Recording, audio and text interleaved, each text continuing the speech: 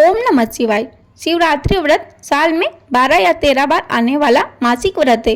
अतः इस व्रत को मासिक शिवरात्रि भी कहा जाता है, जो कि अमावस्या के पहले कृष्ण पक्ष की चतुर्दशी के दिन किया जाता है। मासिक शिवरात्रियों में से दो सबसे अधिक प्रसिद्ध है। पहली फाल्गुन त्रयोदशी महाशिवरात्रि के नाम से प्रसिद्ध है, तो दूसरी सावन शिवरात्रि के नाम से प्रसिद्ध है। यह दिन व व्रत भगवान शिव व माता पार्वती जी को समर्पित है।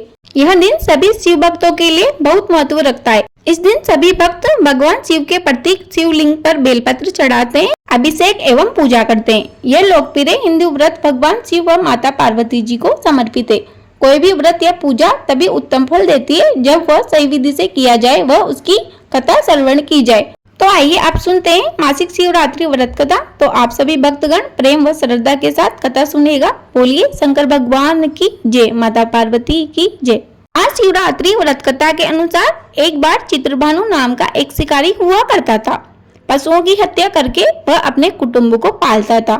वह एक साहूकार का ऋणी था, लेकिन ऋण समय पर न चुका सकने पर साहूकार ने क्रोधित होकर उसे बुलाया और शिव मठ में बंदी बना लिया। संयोग से उस दिन शिवरात्रि थी। बंदी रहते हुए शिकारी मठ में शिव संबंधी धार्मिक बातें सुनता रहा। वहीं उसने शिवरात्रि व्रत की कथा भी सुनी। संध्या होने पर साहूकार ने उसे बुलाया और ऋण चुकाने के लिए पूछा, तो शिकारी बोला कि मैं अगले दिन सारा ऋण चुका दूंगा, ऐसा मैं आपको वचन देता हूँ।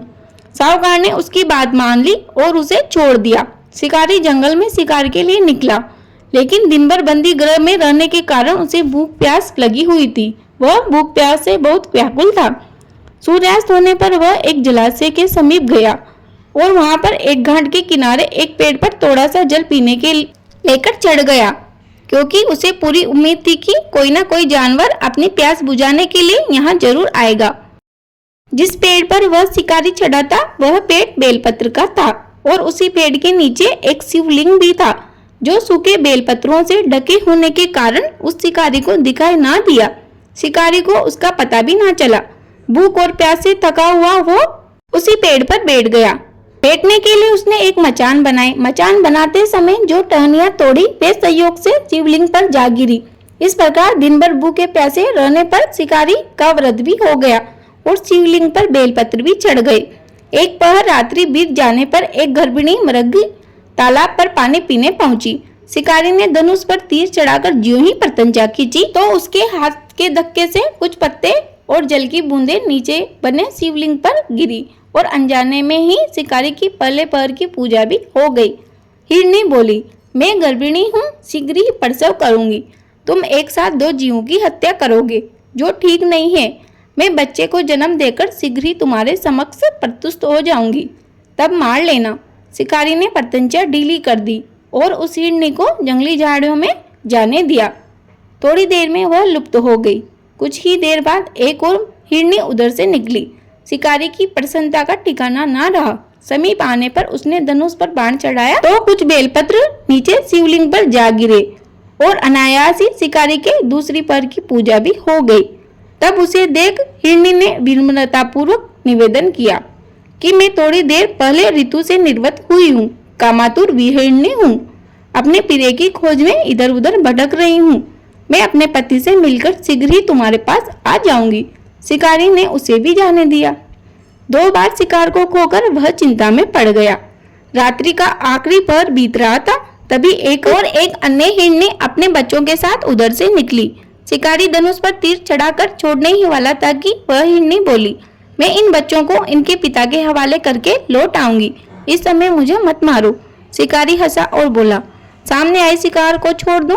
मैं इतना मूर्ख नहीं हूँ। इससे पहले मैं 2 बार अपना शिकार खो चुका हूँ।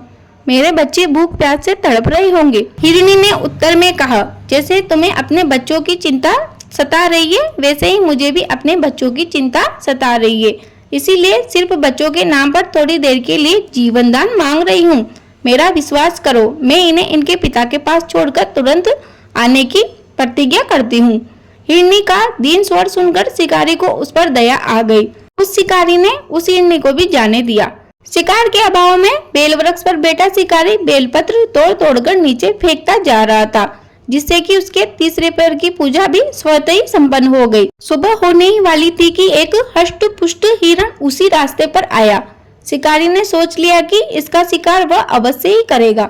शिकारी की तनी प्रत्यंचा देखकर वह हिरण विनीत स्वर में बोला, भाई, यदि तुमने मुझसे पूर्व आने वाली 3 हिरणियों व छोटे छोटे बच्चों को मार डाला है तो मुझे भी मारने में जरा देर मत करो, ताकि मुझे उनके वियोग में एक भी क्षण का दुख ना सहना पड़े।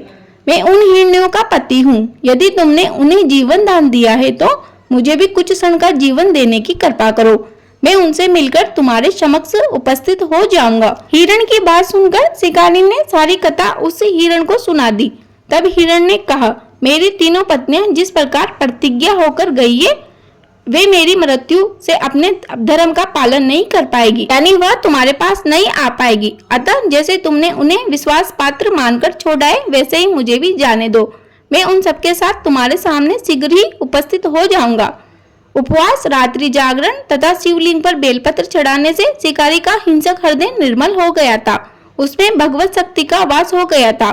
उसने हाथ से धनुष तथा बाण छोड़ दिया। वह हिरण से बोला कि जाओ, और हिरण को जाने दिया। थोड़ी ही देर बाद वह हिरण सपरिवार शिकारी के सामने उपस्थित हो गया ताकि वह उनका शिकार कर सके। किंतु जंगली पशुओं की ऐसी सत्यता, सात्विकता व सामूहिक प्रेम भावना देखकर शिकारी को बड़ी ग्लानि हुई। उसके नेत्रों से आंसुओं की जड़ लग गई। उस हिरण के परिवार को न मारकर शिकारी ने अपने कठोर हृदय को जीव हिंसा से हटाकर सदा के लिए कोमल एवं दयालु बना लिया। देवलोक से समस्त देव समाज भी इस घटना को देख रहे थे।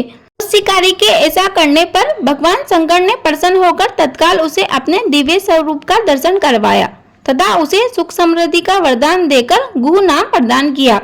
यही वह गुह था जिसके साथ भगवान श्री राम ने मित्रता की थी। यह शिवरात्रि व्रत कथा यही समाप्त होती है। कथा अधूरी रही हो तो पूरी कर जो, पूरी हो गई हो तो मान कर जो इस कथा को प्रेम व श्रद्धा के साथ सुने, भगवान उसकी सभी मनोकामनाओं को पूर्ण कर जो। प्रेम से बोलिए शंकर भगवान की जय, माता पार्वती की जय। नमः पार्वते पते हर हर महादेव। इस वर्ष साल 2024 में सावन शिवरात्रि 2 अगस्त दिन शुक्रवार को मनाई जाएगी। भगवान शिव का सबसे पवित्र दिन शिवरात्रि सकारात्मक ऊर्जा का स्रोत है, इसलिए जल चढ़ाने के लिए पूरा दिन ही पवित्र व शुभ माना गया है। लेकिन जल चढ़ाते समय आगे व पीछे की तिथि के संग को ध्यान में रखें। सावन शिवरात्रि को कावड़ यात्रा का समापन दिवस भी कहते हैं, जो कि श्रावण यानी जुलाई या अगस्त के महीने में आता है।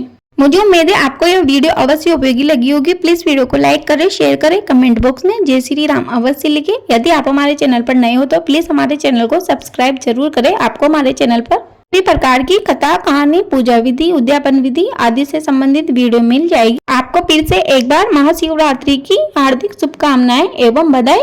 आपका दिन शुभ हो। जय श्री राधे कृष्ण। धन्यवाद।